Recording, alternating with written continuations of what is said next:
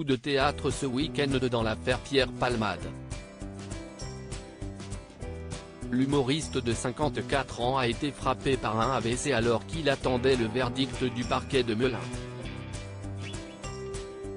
La justice a tranché ce lundi 27 février en faveur de la détention provisoire avec mandat de dépôt suite au grave accident que la route qu'il avait provoqué il y a un peu plus de 2 semaines.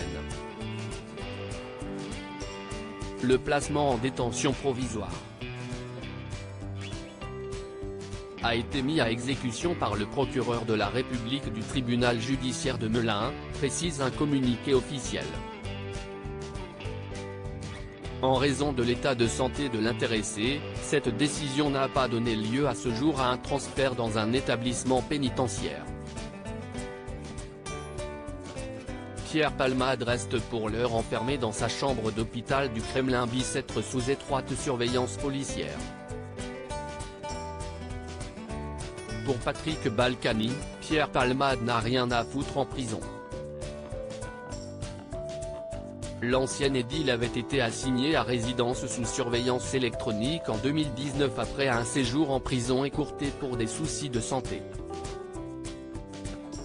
Pour moi, la décision qui avait été prise par le juge était la meilleure décision possible, a-t-il expliqué sur le plateau de CNews. C'était de le mettre sous bracelet électronique dans un hôpital psychiatrique spécialisé pour les addictions, on le soignait et il était enfermé. Avec un bracelet, vous ne pouvez pas sortir de l'endroit où vous avez été assigné. Sinon ça sonne immédiatement et on vient vous chercher. Patrick Balkany en sait quelque chose, son assignation à résidence avait été suspendue suite à de multiples infractions en 2020. Ce choc vécu par Patrick Balkany en prison en 2019, Patrick Balkany est condamné à 3 ans de prison ferme pour fraude fiscale et blanchiment aggravé.